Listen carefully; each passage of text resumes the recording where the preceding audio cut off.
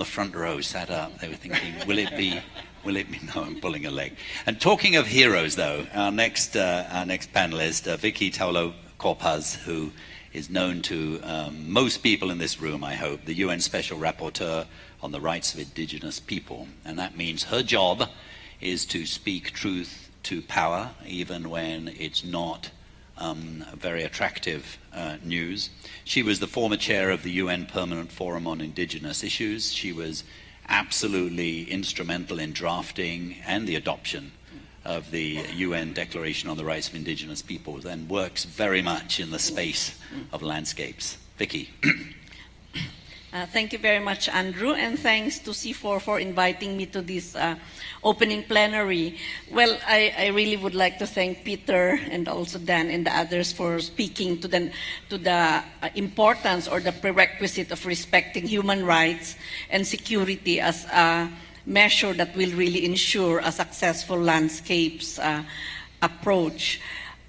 You know, indigenous peoples, for me, I strongly believe, and I think a lot of indigenous peoples in this room would agree that actually we are one of those who are really the ones who believe and practice landscapes approach. Now, we may call it different names, territorial approach or ecosystem approach, but the idea that you cannot just take a piece of land and segregate it for one use is not something that's that resonates with indigenous peoples.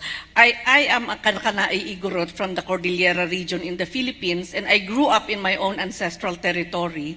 And that's one of the basic learnings, that teachings that our elders tell us, that we have to really regard our territory in a very integrated, holistic fashion, because this is the one that defines our cultures, our identities, and of course our a capacity to be able to survive in this world.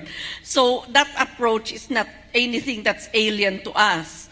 No, and now, recently there have been a lot of research done, some of which were done by the WRI and also Rights and Resources Initiative, which show that in communities where there is respect for land rights, for instance, in indigenous communities, those are the areas where forests are better protected and saved. They have shown, for instance, that in Brazil, in indigenous forests, the deforestation is less than 1% compared to forests outside of the indigenous territories, where the deforestation rate is around 7%. No? And of course, me coming from the Philippines, we also have done mapping of our territories, and it can be shown in all our maps that the best kept forests in the country are indigenous territories which have a certificate of ancestral domain titles, because we do have a law that recognizes our rights, our collective rights to our lands.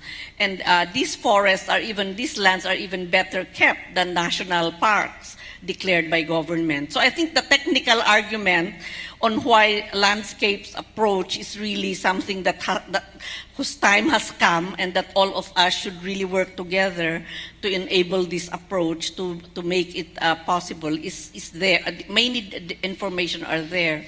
Now, in terms of the political arena, of course, we also know that in many cases, indigenous people's rights to control and own and manage their lands, territories, and resources have been significantly undermined since colonization up to the present. And when you are calling the heroes, several of these heroes, some of them who have passed away because of their defense of their lands and territories, I mean, this is what we mean, the continuous undermining of our rights to our lands and territories, as well as our right to determine how to use these lands in a more integrated fashion, continues up to the present.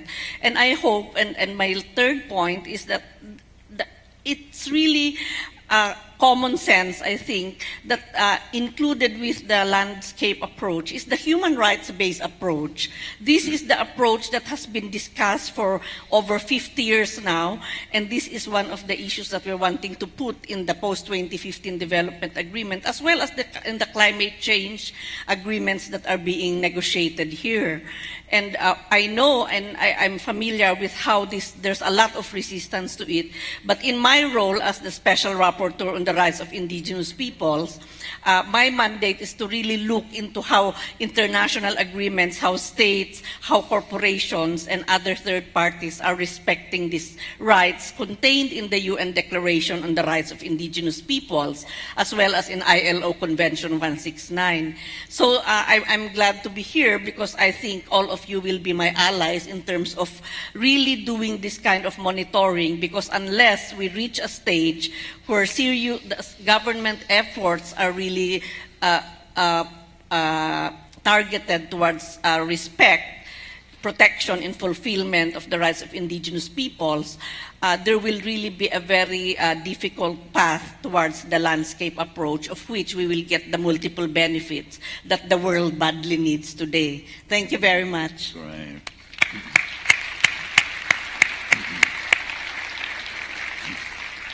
Thank you, Vicky, very much indeed. That was terrific. And now we turn to our last speaker, Fabiola Munoz Dudero, who's the Executive Director of the Peruvian